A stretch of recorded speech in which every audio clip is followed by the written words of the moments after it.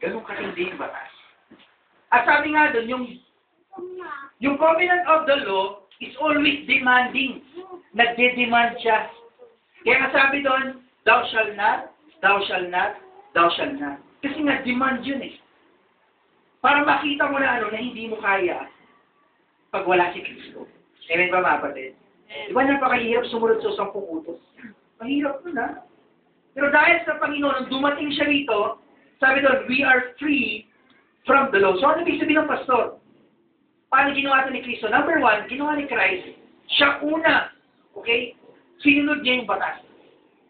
Lahat po ng letra po ng batas, sinunod ni Kristo. Pero kung titignan natin, hindi naman kailangan gawin ni Lord yun eh. Pero bakit niya ginawa? Para sa atin. On our behalf. Ayan na mga kapatid. So malaya na tayo sa batas, ibig sabihin nun, yung sumpa, may sumpa kasi yun eh. Pag hindi ka sumunod, may sumpa eh. Basahin niyo sa Deuteronomy chapter 28, nandiyo yung blessing, nandun din yung curse. Pero God is so good mga kapatid, dahil kay Kristo, malaya na tayo sa sumpa. Amen. Amen. Palapakan natin ang Panginoon. Kaya the moment you receive Christ, yung ginawa ni Kristo, na sinunod niya yung batas, sa'yo yun, para sa'yo. Para ano, ang matanggap mo, hindi sumpa, kundi yung pagpapala ng batas. Amen. Hello? Yes. Kaya pag nagbasa ka ng Old Testament, lahat po ng promises doon, para sa'yo. Sabi nga nun sa ni-research ko, I think 3,000 plus, yung promises na meron ng Bible, lahat yung para sa atin. Wow. Amen ba mga kapatid? Amen. Ilang araw na po sa isang taon? Yung 365 lang eh. Kaya po nga po ng Diyos yung 3,000 plus na dapat mo laging panghawakan. Pastor, kasi pag nagbasa ako sa Old Covenant, lahat conditional eh. Conditional, di ba? Kasi may if, may but. Lahat, mga kapatid, pakinggan nyo, lahat ng if, lahat ng but sa Old Testament, si Lord ang sumunod doon para. Kaya pag nagbasa ka nun, tanggapin mo na yung blessing. Kasi yung condition na yun, si Lord na ang gumawa para sa'yo. Ganun tayo. Para pa natin ang Amen? Kaya sabi ng Bible, huwag na tayo uli magpa-bandage o yung kabigatan. No? Kasi malaya na tayo kay Kristo. Malaya na tayo sa batas. Malaya na tayo saan pa? Sa sumpa ng batas. Amen? Kaya nga, as a son and daughter of God, ang lagi mo lang i-expect is yung goodness, amen, at yung blessing ng Panginoon. Kasi wala na tayo sa sumpa. Amen ba? Palapakan natin ang Panginoon. Amen? So, yun yung una mga kapatid. We are free from the law. No? Malaya na tayo sa batas. Number 2, saan ba tayo pinalaya? We are free from sin. Mga kapatid, yung sin dito, hindi yung sin na verb, kundi sin na noun. Ano ibig sabihin? Yung posisyon. Kasi po sa Romans, sabi nga na-research ko, yung word na sin doon, isang beses lang verb. Lahat ng sin doon pertains sa noun. Ibig sabihin, yung position, yung place. Di ba ganun yung noun? Place, thing, di ba? So ibig sabihin, nung tinanggap mo si Kristo, dati, ito yung kalagayan mo. For example, gawin natin, sabi nga ni Pastor Prince, yung prisoner o yung prison of sin. O kanyari, may prison dito. Mayroong tao dito. May rehab. Nung wala ka pa kay Kristo, nandito ka sa rehab ng kasalanan. Okay? At dahil nandito ka sa rehab, kahit anong gawin mo, hindi ka makakalis dyan. Kaya kahit anong gawin mo mabuti, pag wala kay Kristo, sabi ng Diyos, maruling basahan yung harapan. Hindi ka tanggap-tanggap. Kaya kahit anong gawin mong kabutihan, still, nandun ka sa prison of sin. Pero nung tinanggap mo si Kristo, sino ba nung tumanggap kay Kristo? Amen. Nung tinanggap natin si Kristo mga kapatid, dati nandito ka sa prison of sin. Nilipat ka ng Diyos sa prison of righteousness. Amen. Dati nandito ka sa kasalanan, ngayon nandito ka sa katwiran ni Kristo. Amen. Para pa natin ang Panginoon. Ano ang ibig sabihin ng mga kapatid? Kung di ko mga kapatid, kahit anong gawin mo, hindi ka makalis, dito rin sa righteousness ni Christ, kahit anong gawin mo, hindi ka makakalis. Kaya pag sinabi mo na sa moment na nakasana ka, balik ka rito, grabe, ibig sabihin, napaka-inferior ng gawa ni Lord, yung kanyang ginawa sa Kristo, masyadong walang epekto. No. Kaya nandito ka na sa righteousness ni Christ, kahit anong mangyari sa'yo, hindi ka na makakalis dyan. Sa tingin ng Diyos, sa pananaw ng Diyos, matuwid ka. Bakit? Kasi ang katwiran mo, si Kristo. Amen. Palapakan natin ang Panginoon. Kaya nga, we are free dun sa prison of sin. Pinakawalan ka na doon, mga kapatid. Hindi niyo wala napapansin before, pag nagkakasala tayo, parang okay lang eh. Wala lang, normal lang. Pero naging Kristyano ka, di ba may something besides sa'yo na you're righteous. Hindi na ikaw yan. Ayan ba?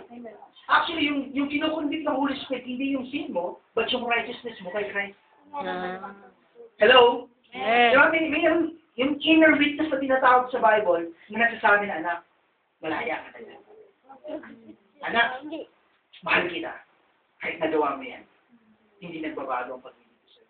The Holy Spirit yun eh. Tingnan ba mga kapatid? Kaya nga, nung tinanggap mo si Christ, nagkaroon ka ng kalayaan sa kasalanan. Wala na kayong kapangyarihan sa'yo ng kasalanan. At ano pa, sabi pa ng Bible, yung curse of sin. Kasi pag binasa mo yung Genesis, nandun yung sumpa ng kasalanan. Di ba nagkasala si Adan at si Eva? Di ba sinumpa ng Diyos yung lupa? Di ba? Yung mga babae, sinumpa din. Sabi nun, pag nanganak ka, nagiging masakit na. Siguro makaka dito yung mga nanay, no? Masakit talaga ang anak, di ba? Pero di ba, purpose pala ni Lord before the fall, hindi masakit ang pag-anak. Kasi yung pain, curse ng, sa sin yan, curse yan, yung sin, yung pain. Sinabi ng Diyos, pag nanganak ka, hirapan ka. Hawakan na po. Diba? Kaya nisip ko, siguro kung hindi nag-fall yung mga tao, pag nanganak ka, sakit lang eh. Okay na eh, no? Kasi walang pain eh. Ang plano ng Diyos walang pain eh. Tama ba? Para gano'n, teka lang, mga anak na ako. Okay na, kasi na. Pero dahil sa sin, pumasok yung pain. Kaya ang sabi, masakit talaga, no? Pero naniniwala naman ako, pag ikaw ay tinanggap mo naman si Kristo, may special grace ka galing sa Panginoon. Amen. Kasi i-restore ng Diyos yun eh. Of course, may pain, pero hindi mo maaaring yung fixin may grace of Panginoon. Amen ba? So, palapakan natin ang Panginoon. Amen? So, encourage ko lang yung mga kapatid natin na magiging nanay dito. Kasi baka matakot kayo. No? I believe ako, paniwala kayo, that God will give grace out sa mga nanay. Magkakaroon talaga ng grasya ang Diyos. Amen? Kasi Ate Chini, dapat siya matakot mga anak. Pero dapat maghanap ko ng partner. Mahirap mga anak mag-isa. Amen. So, malapakan natin ang Panginoon. Amen. So, when you are free, free from the prison of sin, hindi ka na, nandito ka sa tayo. Yes, hindi na magbabago yun. Diba, tulad i-share mo kanina sa church, diba? Yung security mo sa iyong posisyon. Hindi yan mabubuhat. Amen. Yung posisyon mo bilang anak ng Diyos, bilang nakapagmana ng Diyos, hindi yan mabubuhat. Kaya mga kapatid ko, ano may nararanasan natin? Sabi nga, ang Diyos ay kasama mo dyan. Kung meron kang mga problema ngayon, ay asahan mo na hindi ka nag-iisa. Tingnan ba mga kapatid? So ano pa yung sumpa ng kasalanan? So number 1 is yung kahirapan. Gusto ko mong ipaintindi po sa atin na ang kahirapan, sumpa yan. Hello? So kung nag-enjoy ka ba sa kahirapan, sige, mag-enjoy ka muna hanggang mo dyan. Pero sinasabi ko sa iyo, sumpa yan. At kasama yan sa pinupos ni Kristo. Hello? Kaya mga kapatid, kung sabi nga nila, pag pinanganak kang mahirap, hindi mo kasalanan. Pero pag namatay kang mahirap, kasalanan. Amen. Kasi bakit? Binigyan ka ng Diyos ng talento, ng karunungan, para umangat ang buhay. Lalo na pagkasama mo ang Diyos. Hello? Amen. Mga kapatid, sinasabi ko sa inyo mga kapatid, kung sa pamilya mo mga kapatid, kung nakita mo yung pamilya mo, puro mahirap, sa iyo magsisimula, na itataas ng Diyos ang pamilya. Amen. Yan ba mga kapatid? Amen. I believe, yung lugar na ito, pagpapalain talaga ng Diyos. Kasi nandito kayo eh. Amen. The mere fact nandito kayo, nandito yung favor ng Diyos. Amen. Amen? Amen. Sabi nga, umasa tayo sa Diyos, sa Kanya tayo tumingin, mga kapatid. Kahit na magmahalan na yung mga dyan, because iba yung ekonomiya ng Diyos. Alam mo, pag pinag-aralan mo ang Bible, pinagpapalan ng Diyos yung mga anak niya sa panahon ng kahirapan. Kung may kahirapan, doon tinataas si Joseph. Doon siya tinaas yung panahon na mayroong kahirapan, kagutuman. Bakit kaya? Kasi nga para ipakita sa atin na ang pagpapala ng Diyos hindi nakabase sa ekonomiya ng mundo. Ang pagpapala niya nakabase sa Kanya. Amen. Amen? So, huwag kayong mag-worry kung ano, tumaas, okay lang yan. Kasi mayaman ang ating Ama sa langit. Palapakan natin ang Panginoon. Amen? Amen? Kaya I believe, no? I-share ko lang sa inyo yung mga kapatiran natin sa Muraya. Nung nagsimula ako doon, kapatid, hindi talaga maganda yung lugar, eh. No? Nung pumunta pa ako, sabi ko, Lord, dito mo ba talaga ako pinapunta? Kasi, nasanay ako sa ano, kasi na-train, eh, no? Sa syudad. Ang mga tinuturuan ko, mga manager ng Jollibee. Tapos, tinawag ko ng Diyos sa Muraya. Lord, dito mo ba talaga ako? Napakanta pa ako, dito ba? O, dito ba? Dito. Sabi, Lord, dito na. Okay. Ngayon, pag pumunta kayo sa lugar, mga kapatid, sabi, yung pasada nila, pinayos na, mga kapatid. Pinayos nila yun. Yung court, galing kay Go. Grabe yung pabor ng lugar. Bakit kaya? Kasi may mga anak ng Diyos dun, eh. At yung gagawin ng Diyos dito sa lugar na to, mga kapatid, kasi nandito kayo. Amen ba? Amen ba? Sa inyo, magsisimula yung pagpapala ng Diyos, eh. Alam ba, para maging pagpapala ka sa iba, ikaw mo na pagpapalain ng Diyos. Kasi nonsense kung paano maging pagpapala, eh, kung sapat-sapat lang. Hello? Amen. So, ang gagawin ng Diyos, tatas na Diyos ang buhay mo. I-bless ka ni Lord para makita nila, grabe ang nangyari sa buhay mo. Di ba? Kasi bakit? Dahil yan sa ating Panginoon. Amen ba, mga kapatid? At hindi kayo mahihiya para sabihin yan. Amen? Alam niyo, sa Muraya, hindi kami nag-iimbita, eh. Sila pumapasok, eh. Doon din nangyayari dito, mga kapatid. Hindi nyo kailangan mag-imbita. Kasi makikita nila yung pagbabago ng Diyos sa buhay mo. Para natin ang Panginoon. Amen? Okay, ano pa? So, curse ng ng kahirapan. Binayaran ng ating Panginoon niya. Sabi sa Romans, bagamat siya'y mayaman, naging mahirap siya. Para sa kanyang kahirapan, tayo ay magsiyaman. Bilhin mo yun? O, sino ba dito gusto niyo maman? Naalala ko yung professor ko sa sa master. Sabi niya, sino gusto mo yumaman? Tumasa ko na kamay. Sabi niya, bro, mayaman ka na. Ito, oo nga, no? Kasi blessed na tayo kay Christ, eh. Amen ba? Amen. Hintayin mo na lang kailan yung manifestation niya. May panapan, sabi nga ni Kuya Kim, eh. Weather lang yan. Diba? O, mauna si Sister Nola, o di mo na ka. Diba? O sunod si Ate naman, si Kuya naman. O saan na tayo pagpapalayan ng Diyos. Amen? Palapakan natin ang Panginoon. Amen? Number 2, yung curse of sin. Ano yun? Ano yun? Sakit, karamdaman. Alam niyo ba yung mga sakit niyo, pinagbayaran ng Panginoon? Amen? Sabi sa Bible, sabi niya sa Isaiah 53, by His wounds, we are healed. Dahil sa kanyang mga sugat, tayo'y pinagaling. Sino din nakapalad ng Passion of the Christ? Nakita niyo yung moment na pinapalo ang Panginoon? Yung napupunit yung laman? Alam niyo yun? Mga kapatid, ganun talaga nangyari. Masigit pa nga nangyari doon, eh. Pero sabi ng isang Bible scholar na bata ko, binilang niya yung mga sugat sa likod na tanggap ng Panginoon. Sabi niya, lahat po nagre-representa sa lahat ng karamdaman ng tao. Kaya name mo yung karamdaman mo, pinagbayaran mo. Yan ba? Kaya, di ba, kung meron tayong naramdaman, pray kay Lord. Di ba? Pinagbayaran na to, Panginoon. Yung sakit na to, in Christ name, magaling na ako. Yan ba? Kailangan din yung faith natin na magaling na tayo. Eh. Alam mo, kung mautak ka pa, ganito ang mautak. Bumili ka ng gamot, tapos ito yung gamot, pag mo, in Christ name, magaling na ako. Dalawa yun. May gamot ka na, nandun pa yung pangako ng Panginoon. Tama ba? Hindi masama sa gamot, mga Amen. Pero dapat lang natin isipin, pag hindi na kaya ng doktor, kaya na. Para pa kanya. Amen? Okay. So we are free. Sabi nito, malaya na tayo. At kailanman hindi na tayo maaalipin. Never. Hindi ka na pwedeng bumalik pa rito. The moment you accept Christ, wala na balik. Amen. Baga, sabi ni Lord, huli na ang lahat. Tinanggap mo na ako. Hindi na katayin. Ganun ang ating Panginoon. Amen ba? Alam mo, may nabasa na ako eh. Ang Diyos pa, persistently, pursuing us. Alam mo, isipin parang niligawan ka ng Diyos. Sinusuyo ka lagi. Kasi alam mo, kasi yung pag-ibig natin, hindi ito sa Diyos unless bigay ito sa Kanya. Kaya yung ginawa niya, ibinigay niya yung kanyang anak, yung best. Kaya nakita yung pag-ibig ng Diyos. Tapos every moment, binibless ka ni Lord. Kaya nga pag-iisipin mo na yung pagpapala mo, mas marami yung pagpapala mo eh.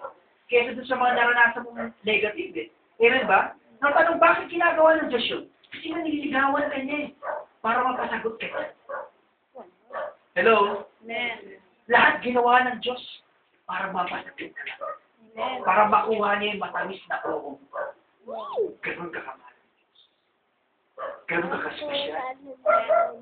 Amen ba mga kapatid? Kaya kung may isipin na wala kang worth, no, may value ka. Sabi nga ni Lord, you're worth dying for. Di ba? Di ba nasabi mo? Si Noy, the Philippines, worth dying for. Si Christ, sinabi niya rin, galing eternity, pumunta siya sa time. Ganun kalayo ang kanyang biyahe. Mga kapatid, para lang mapakuhan. Di ba mga kapatid? Kaya we are so blessed. Kung sabi nga, pray natin, ay okay ng Diyos yung mata natin, makita mo kung gaano ka pinagpala ng ating Diyos. Amen mga kapatid? Amen. Patulad sinabi ko kanina sa teaching, yung future natin, secured kay Christ.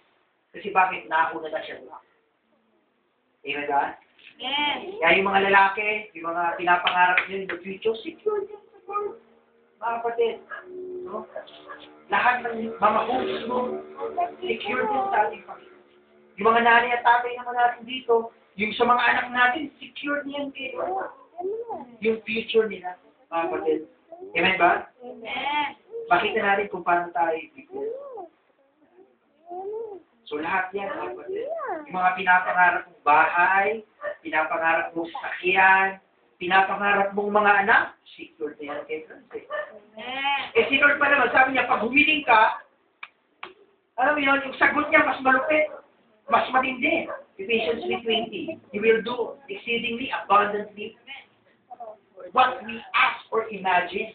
Amen. So, nung nagpipray ka ng 2-story house, Lord, baka tigin ka ng 4-story house. Kasi He will, amen ba, mga palapahan natin ang Panginoon. Amen. So, kung nagpipray ka, Lord, gusto ko 2 anak, naku, baka gawin 4 na Diyos. Di ba? So, ano, di ba? Lord, kahit isang manliligaw lang, baka ibigay sa'yo 10 manliligaw. Yes. Tama ba? Tama ba? Amen. O, nagpipray ka, Amen. gusto ko ng sasakyan. Isang sasakyan, baka bigyan ka pa ng 3 sasakyan. Amen.